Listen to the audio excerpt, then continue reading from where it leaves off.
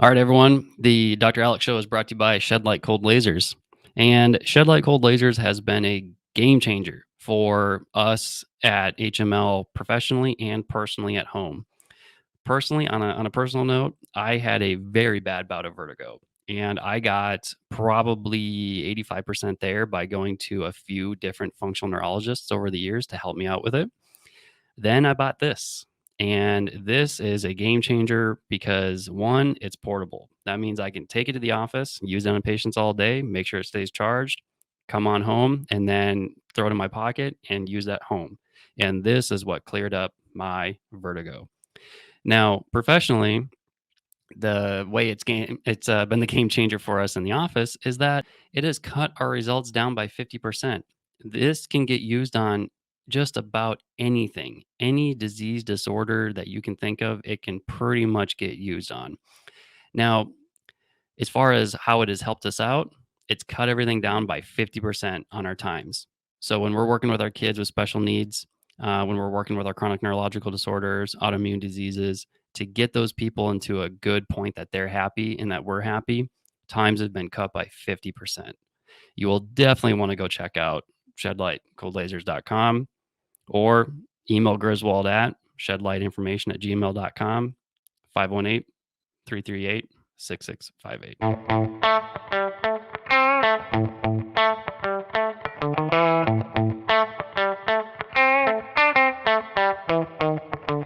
All right, everyone. Welcome back to the Dr. Alex Show. And today we're going to talk about one of my favorite topics. This is called hemisphericity. And in the neurology world, like a lot of things, this can be, not necessarily controversial, but very hotly debated. So whenever I'm talking about things, you'll not necessarily want to take it with a grain of salt, but you'll want to remember that there's always more to the story. There's always more to be said. There's always more that can be added to it. And there's always little caveats. So if something comes out of my mouth, like I'm about to start by saying, hey, the left brain and the right brain, they have different functions.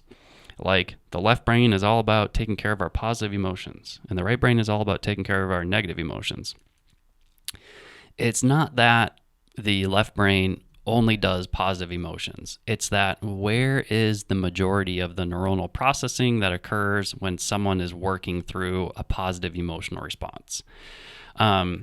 So take that into account when we're talking about this. And with that, there's always more details to the story. So when I started learning about neurobehavioral disorders in depth and took a very deep dive and got my various certifications and fellowships and whatnot into all of this, the vast majority of what I learned neurologically is that the brain has two sides, as we know, right and left, and there's different functions. And we are very asymmetrical as humans. As a matter of fact, if you look at a brain, a picture of a real brain without being too grossed out by it, if you will, the brain looks different on each side. The left side looks a little different than the right. Different areas are bigger on the left than areas on the right. And that means that area of the brain that's on the left that might be bigger than on the right is bigger because it does something more than the right side. So with that said, when we're going through all of this stuff, when we're talking and saying, hey, there's mainly math calculations happening on the left, it's because that area of the brain, quite frankly, could be bigger, or the cell types in that area are different, or the processing speed is different, or the oscillations or the brain waves are different than the right. So there is just a whole host of details to all this, but let's go into it. So when we are assessing kids at HML, and what a lot of other functional neurologists do when they assess children or people with neurological disorders, whether we're talking neurodevelopmental disorders such as autism, dyslexia, ADHD, and others, or even a blatant stroke or post-concussion or something along those lines, we're going to look at left and right functions, because we want to be very specific with our therapy. We want to see, okay, they can't use maybe that side of their body very well, or they can't feel that side of their body very well. What area of the brain controls that? If they can't feel the right side of their body very well because maybe that person had a stroke, or maybe that individual injured something in the brain, and they can't feel the right side, well, that's most likely due to the fact that the left side had an injury. So there's no point into going and looking at the right side of the brain per se. We want to focus our therapies where the issue is. So what I'm going to do is go down left and right, and I'm going to start with the left, and that is because the left side of the brain is a little easier because most of the time we are dealing with individuals that have what we call right brain weaknesses. Now, we are designed, and as I will say, God designed us to be left brain dominant. And that's because the language, our language, talking right now, like me talking, comes out of the left brain, usually. There are little caveats again where you can have hemispheric flips. However, 97 to 99% of the people on this planet, language is controlled and coming out of the left brain. So we are meant to be left brain dominant. So when I say someone is left brain weak or right brain weak, it is that side of the brain is under-functioning just slightly. Think of the two halves of the brain functioning like an orchestra. There's a lot of different instruments on each side of the orchestra. You have your brass, you have your strings, you have your percussion, and anything and everything else in an orchestra, because I don't know anything about orchestras. But I do know that there's two sides of the orchestra, and I do know that there's different instruments. So what we want to do is make sure that the instruments on each side of the room are playing at the same volume and the same rate. Because if they're not, then we're going to have issues. So if the right side of the room is not playing quite up to speed, you're going to be right brain weak, and we're going to go over what that means. If it's left brain weak, it'll be just the opposite. Those instruments aren't playing as loud or as fast.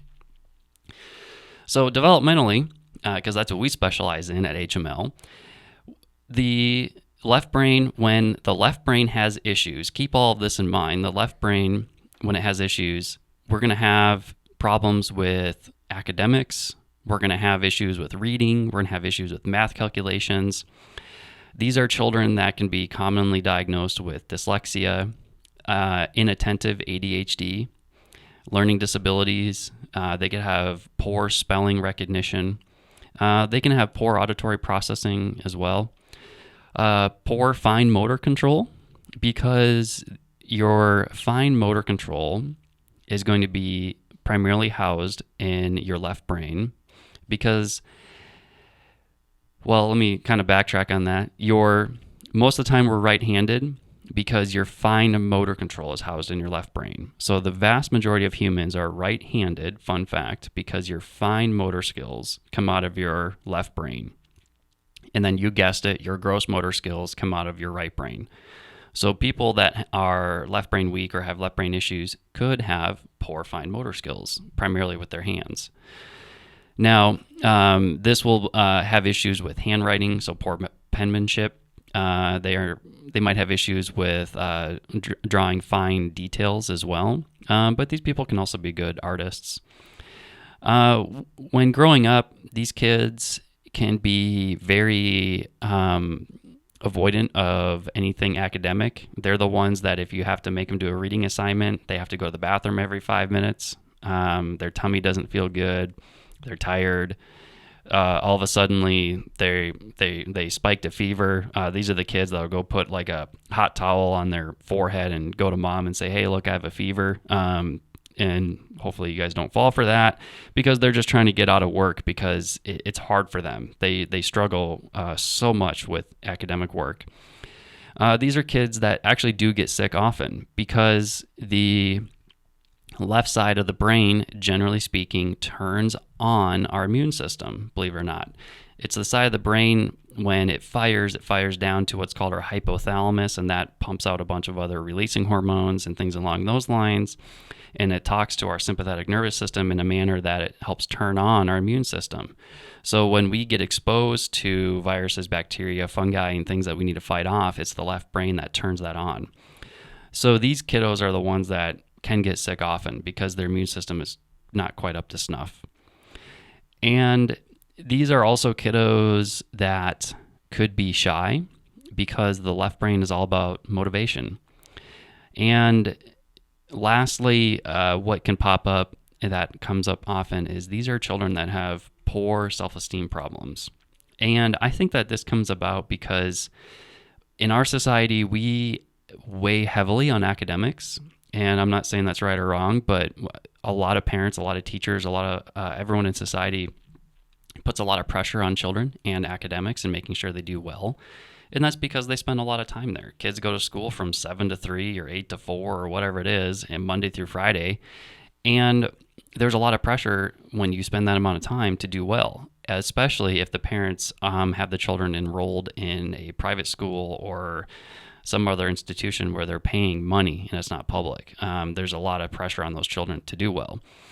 So they can very well have poor self-esteem issues, amongst others, because they realize that they're not good at that. And I think that that's a big contributor to that. As well as it also deals with their emotions. So kind of going down the list. The left brain takes care of our positive emotions. Positive emotions are happiness or being happy, being surprised, and anger. And it sounds odd that that anger can be a positive emotion, but anger, when used appropriately, can be good for motivation. As long as you're not harming yourself or others, people use anger to get the job done. And these children tend to be happy-go-lucky. They don't have a good check on the rest of their emotions in terms of their negative emotions, which are fear, sadness, and disgust. So they tend to be a little happy-go-lucky, which is great. But with that, when they get approached with issues that challenge them and they are so happy-go-lucky, it's like getting hit by a train with their emotions. So their self-esteem will get hit heavily because of that. The left brain is all about approach behavior. So this is all about motivating the kiddos. When we're dealing with a left brain weak kiddo, generally think of these kiddos like the stereotypical jocks growing up. They're not really motivated to do much, even if they are just awesome at sports. If you ask them to, hey, do you want to go practice? Sometimes, most of the time, they really don't. Probably because they know they don't need to, and they're especially not motivated by the other big portion of their lives, which is academics. They're just not interested. So motivation is a big problem for these guys. They don't have a good, what we call, gas pedal to get going with their activities in life. The other thing here is going down my list of my poster that we have copyrighted, you can check out on hmlfunctionalcare.com, is small muscle, fine motor control, which we already kind of talked about there. So the left brain takes care of that.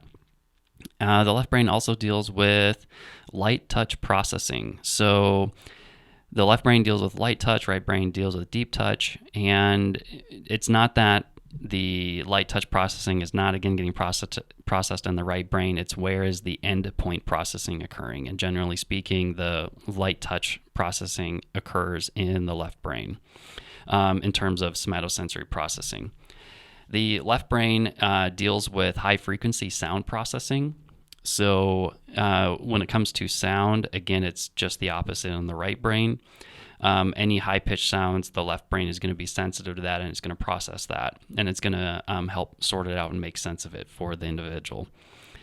When it comes to reading, this is important because the left brain deals with word decoding and phonics. So this is where the rubber meets the road for our academics. If there is a left brain weakness and we're dealing with a child that has academic issues, it could be because the orchestra on that side is not quite up to snuff when it comes to word decoding and phonics. Going down further with academics, we're talking now about math calculations. So again, generally speaking, left brain deals with those calculations. These are people that are going to have problems with making sense of math calculations, not so much reasoning, like dealing with geometry and trigonometry. These people can be pretty good at that, but making sense of times tables and calculus and all of those other what I'll call terrible things, because I have troubles with that, they're not going to be very good at. The left brain is good at picking out the details of the situation. So you guessed it, these are the analytical people. They are going to pick out the details and mull over those details over and over and over again if that person is left brain strong. So focusing on being left brain weak, don't let me get you confused. Sorry, the left brain weak person is not going to be good at details. They're going to understand the big picture. They're really good at understanding the bird's eye 30,000 foot view and understanding the general lay of the land, but asking them the details of the story, asking them the names of the people in the book that they just read, they may not be able to remember that, but they'll tell you the metaphors and the analogies that occurred and the overall gist of the story. What was it about? What were the major lessons learned? They'll tell you that, and they'll be able to philosophize on that all day long.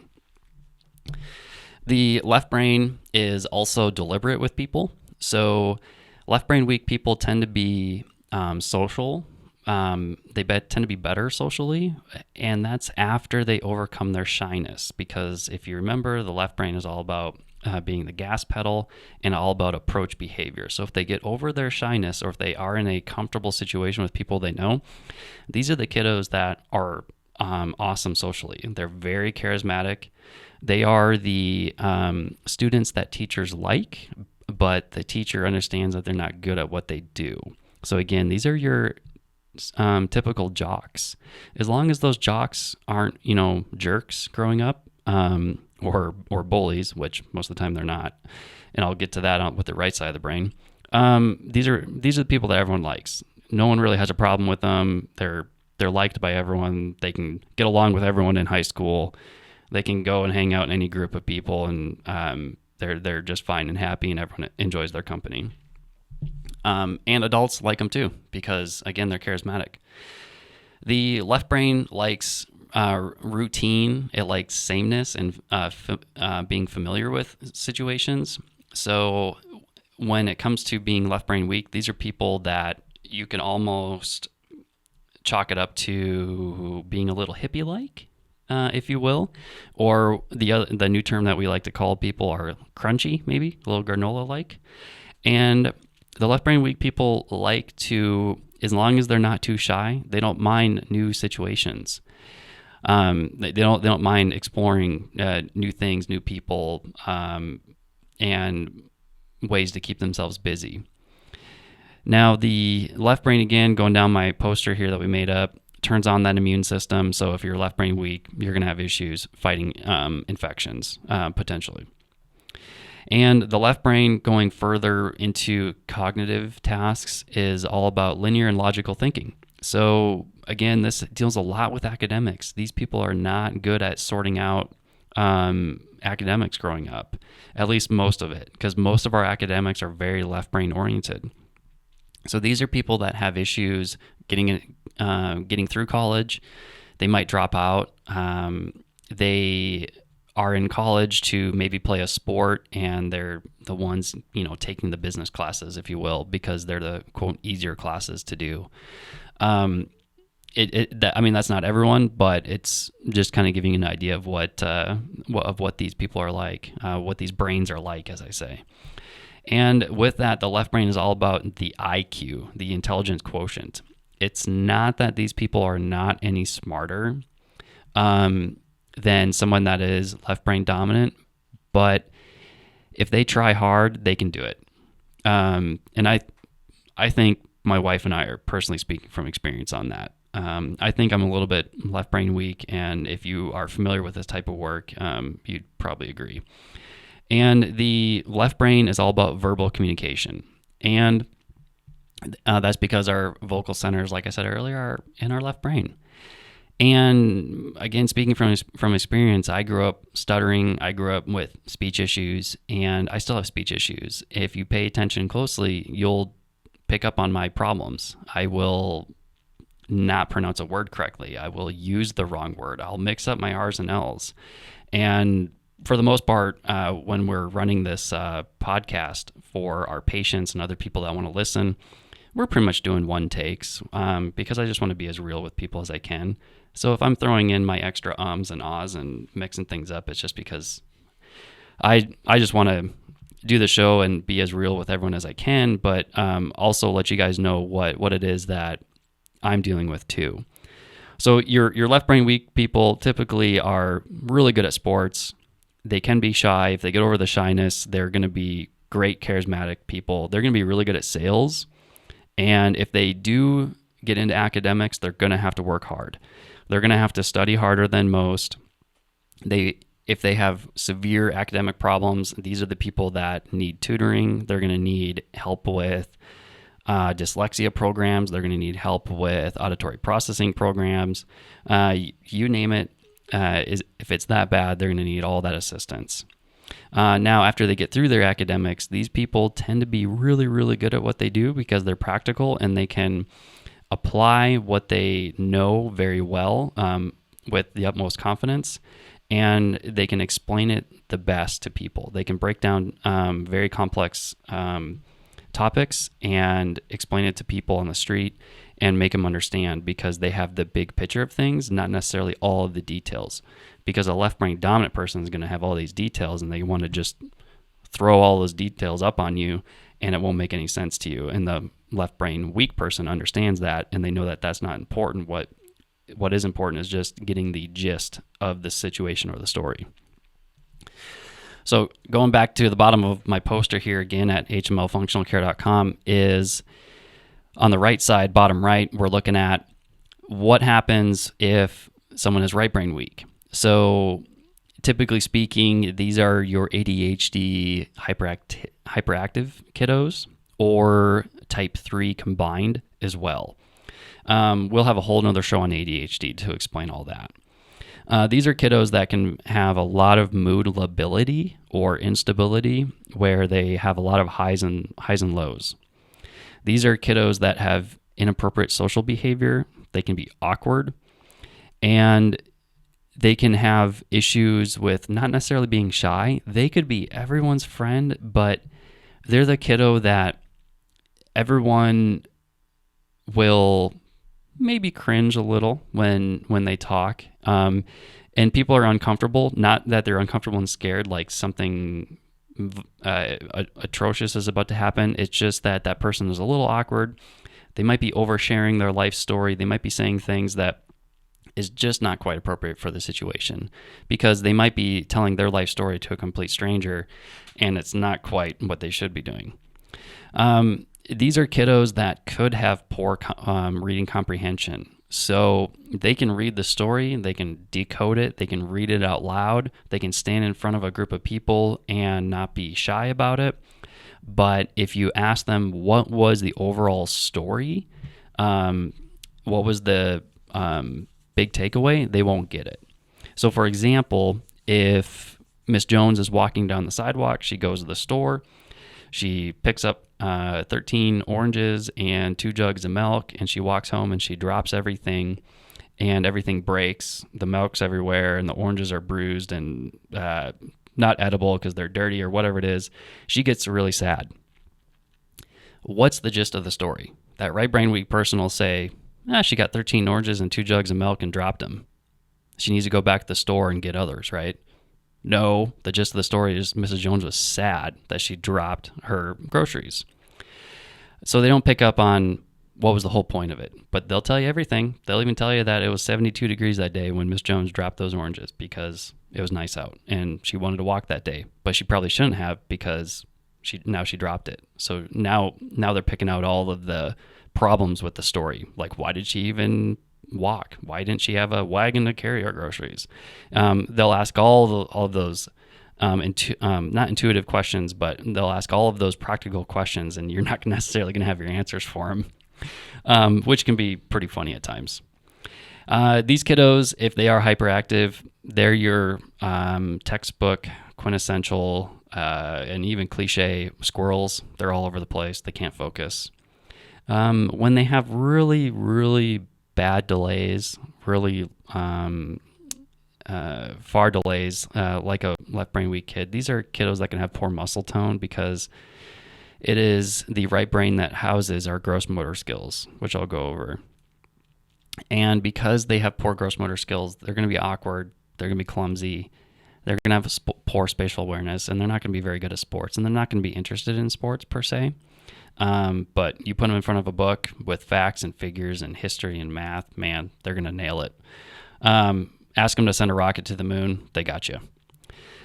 These kiddos, they're also going to be dealing with asthma and allergies and possible susceptibility to autoimmunity because it is the right brain that turns off the immune response. So you have to have the left brain to help turn it on and the right brain to help turn it off. And if you don't have that immune response turned off, then it's going to be overactive. And generally speaking, asthma, allergies, and autoimmunity is a problem of an overactive portion of your immune system. And again, that is very general, but generally speaking, that is what it is. Now, going back up to the top of the list here, the right brain's the brake pedal. So these kids cannot slow down. They are the ones that are all over the place if they are hyperactive, and they're going to have issues with focus, attention, concentration. This houses our negative emotions. So this is what houses our sadness. This is what houses our fear and our disgust. So they have issues with that. They're going to be having problems dealing with taking care of those emotions. They're going to have avoidance behavior. So avoidance behavior problems. So just the opposite of left brain weak kid who is having motivation problems. These kids are motivated, but they're not good at dropping it, if you will. Going down the list more, again, they're not going to be good at sports because they're going to have issues with gross motor skills. This is also where they could have sensory processing issues because they can't deal with deep touch.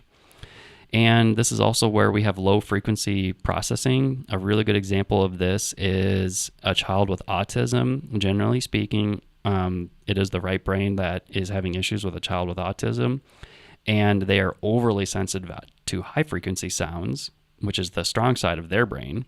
So they are not going to be good at low frequency sound processing. So they are sensitive to sounds because they are overly sensitive to those high sounds. Going down at the academic list, these kiddos again have issues with reading comprehension, math reasoning. They can't understand that big picture. Then they also have issues with creative thinking. I mean, ask them to draw a piece of art or write a piece of music. That's not necessarily going to be their forte. Then with people, the right brain has intuition. So these people tend to be awkward with people. They do not have that gut feeling intuition with people. And therefore their EQ, their emotional quotient, is off. This also goes hand in hand with nonverbal communication. Nonverbal communication is your body language. It's reading your facial expressions. And these kiddos cannot feel their body very well. So if you follow me, the right brain has a map of both sides of the body, as opposed to the left only has a map of the right side. So if someone has the right brain weakness and they can't feel their body very well, they're not going to feel what others feel. You have to first understand how you feel and be able to process your emotions to have empathy. And then you also have to know how you feel to be able to have nonverbal communication. To understand if someone is hunched over or they have a grim look on their face, they may not understand that. So when they are communicating with people, they can seem brash and harsh. The best example in pop culture of someone that is right brain weak, if you really want to know, is going to be Sheldon from Big Bang Theory. Someone that is basically Asperger's. That is right brain to the T. Whoever did the technical consulting on that show just did great. Just incredible. I'd really like to actually have them on this show. That'd be amazing. And see who it is that gave them that info. And lastly, the right brain likes newness and novelty. So when you're right brain weak, these people don't like new novelty. They like routine. They don't like anything out of routine. They don't care about going on vacation to everything from they're not going to switch coffee shops. And if that coffee shop closes, it is a big deal.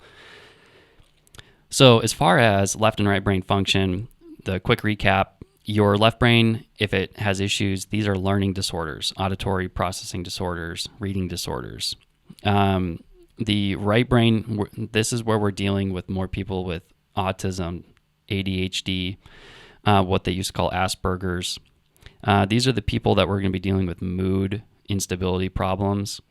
And also, generally speaking, people have attachment problems with this, which will go into adoption problems in other shows, or adoptions, and what problems come with adoptions. I apologize for that. That's not the correct way to say that. So when it comes to the left and right brain, check out hmlfunctionalcare.com. Check out anything else you might find in terms of books. Great books that explain this very well come from my mentor, Dr. Robert Malello. You can Google him, look him up. You can see some other books that he wrote about this as well. He does a great job breaking down function. And that is Left Brain, Right Brain 101. All right, everyone. The Dr. Alex Show is brought to you by Apex Energetics, apexenergetics.com. First of all, to learn more about Apex Energetics, head on over to that website. If you want to get Apex Energetics directly, please call them 1-800-736-4381, or you can shop our online store. You can get to our online store at myhcpstore.com. Username is Dr. Alex. Otherwise, if you'd like to find a doctor that uses Apex Energetics, you can give them a call or go to the website and they'll direct you to a doc in your area that should be doing very good work with Apex Energetics. Apex has just been instrumental in our lives professionally and personally. About 6 years ago, we went through one of the most hellacious traumas that you can think of. And if it weren't for Apex with their stress support line of products, I probably would not be here. Point blank, period. And in the office, making the switch from other lines to Apex Energetics has sped up our results with our patients, supporting them through their healthcare needs, probably by 25%, if not more. And when it comes to Apex Energetics, we just want to remind everyone that we are here to not cure diseases, making claims. We're here supporting people, increasing their healthcare needs, and helping them achieve their goals. apexenergetics.com. The Dr. Alex Show is hosted by myself, a nerd, Dr. Alex Nelson. I'm a chiropractor, board certified in functional neurology and childhood neurodevelopmental disorders. The show is available on Apple Podcasts, Google Podcasts, Spotify, or most any of your other favorite podcast apps. The Dr. Alex Show is a production of Fredcasts. Think, speak, act.